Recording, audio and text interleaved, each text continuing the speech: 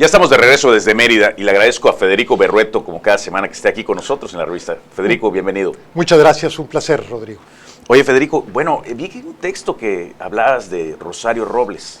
Cuéntame, le pusieron el grillete, pero después ya no se lo pusieron poner, que porque tenían miedo que se fugue. Bueno, mira... pero a Lozoya sí se lo pusieron. Efectivamente.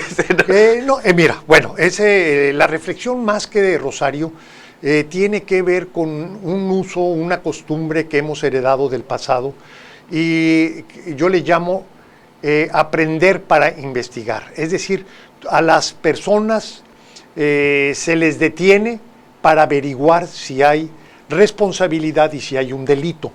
Y esto te coloca en una situación muy complicada por la siguiente consideración.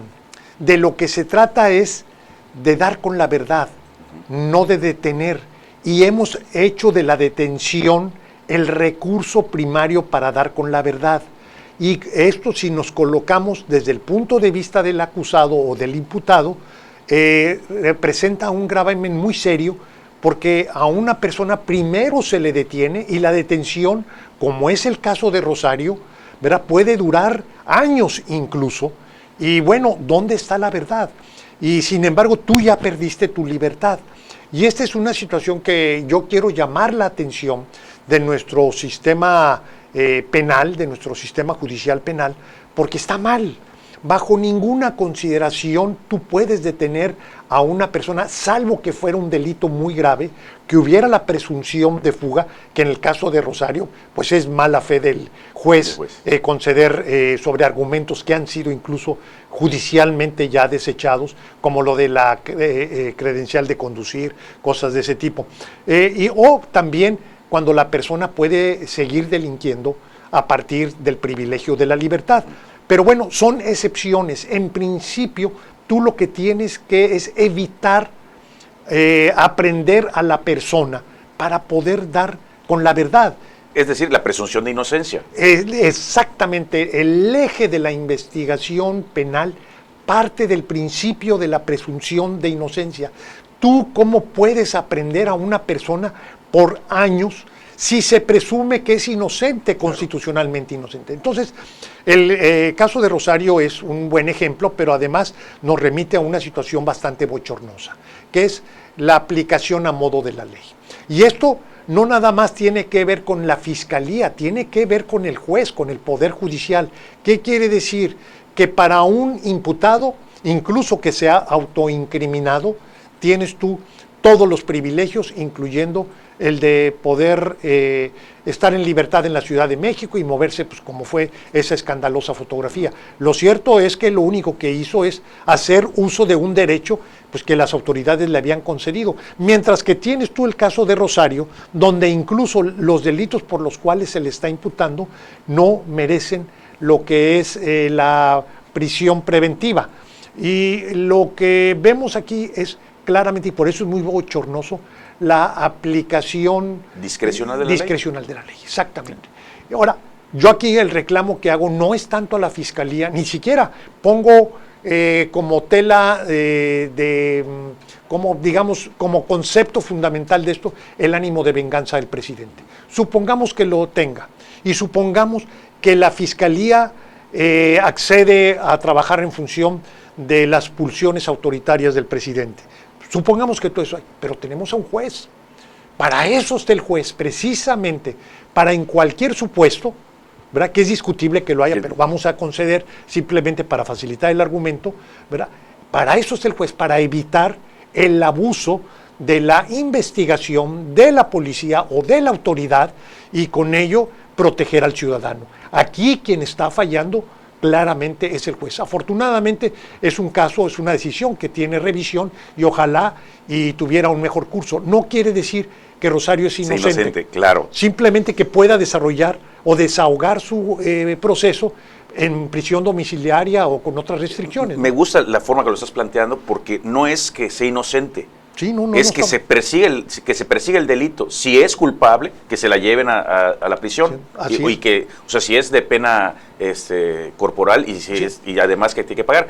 Pero si no, que en el camino ¿Y si quedas inocente? Así es. Mira, y en el caso de Rosario también nos permite, para no ver siempre, nosotros vemos los casos criminales como personas que están allá muy lejos, que cometen actos, digamos, delictivos. Oye, hay delitos imprudenciales. Conduciendo un coche yo puedo tener un incidente, un daño en propiedad ajena, o incluso puedo yo lastimar a una persona, herir a una persona, o incluso una fatalidad. Cualquiera está expuesto a tener una experiencia traumática con la justicia penal. El que se crea a salvo de ello, ¿verdad?, está muy equivocado. Bueno, es necesario como sociedad que tengamos reglas sensibles, civilizadas, para poder lidiar con los problemas asociados a la justicia penal. Federico, decía un amigo que los mexicanos vemos la televisión sin volumen. Es decir, cuando ven a una persona detenida, que lo están deteniendo o lo que sea, no saben si es presunto inocente o lo que sea. En ese momento dicen, él es culpable, se robó lo que se robó o mató a quien tenía que matar. Eso es un problema cultural, llamémosle. Así es, un problema cultural que lamentablemente ya está muy interiorizado. Por eso yo digo que la detención se vuelve sentencia. ¿Por qué? Porque ya con ello todo el mundo dice, esta persona es un delincuente. Basta con la detención. Y la presunción de inocencia finalmente se vuelve un concepto más jurídico que un concepto social. Ojalá y también fuera un concepto social, ¿no? Oye, Federico, y por otra parte tenemos el caso de la reforma, del tema fiscal, que en la Cámara de Diputados llegaron hasta las manos, ¿no? Bueno, mira... al diputado yucateco, hasta a Elías Licha, ahí le dieron su... Así es, bueno...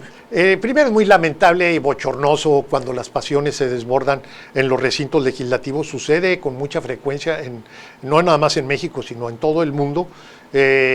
Pensemos que es una situación excepcional y que ojalá y no se vuelva a repetir.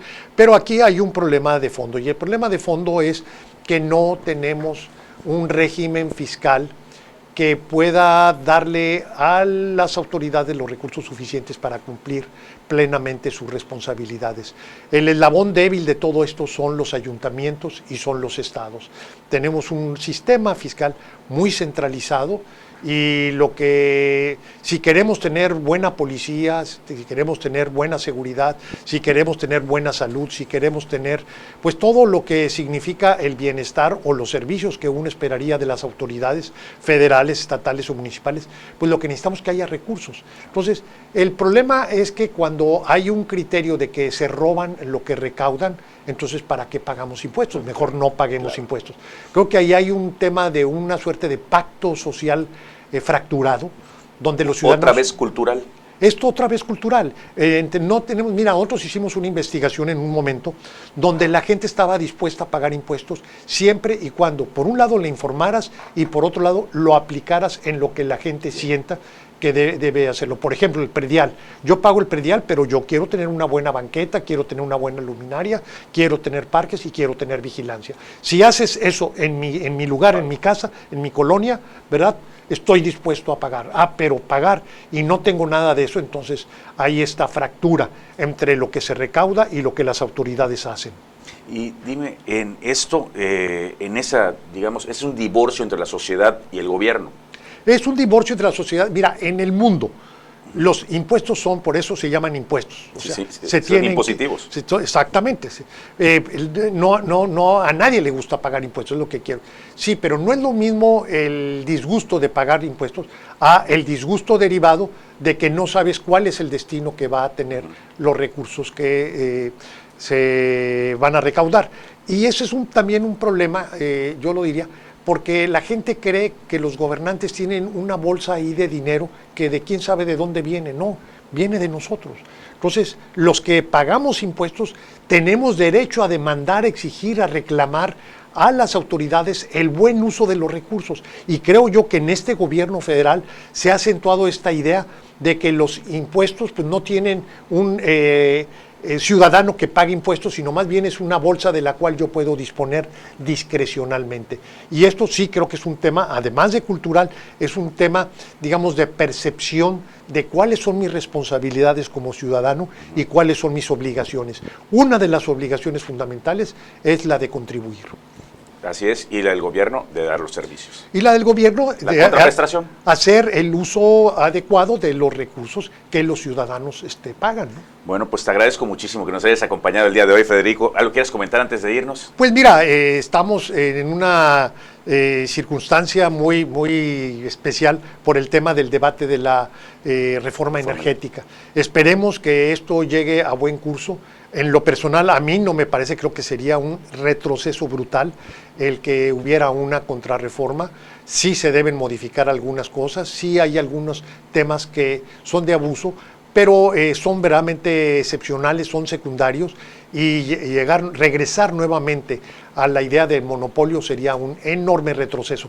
Y lo digo claramente aquí en Mérida y en Yucatán y para toda la península, porque aquí es una de las zonas donde se tiene una seria dificultad en términos de suministro eléctrico, se requiere resolverlo y la solución fundamentalmente va a ser con participación privada. Difícilmente el gobierno tiene la capacidad para invertir con la rapidez y además en el volumen que se necesita para resolver ese problema. Muchísimas gracias, él es Federico Berrueto y le agradezco a usted que nos haya sintonizado el día de hoy. Soy Rodrigo Menéndez, nos vemos la próxima semana aquí desde Mérida.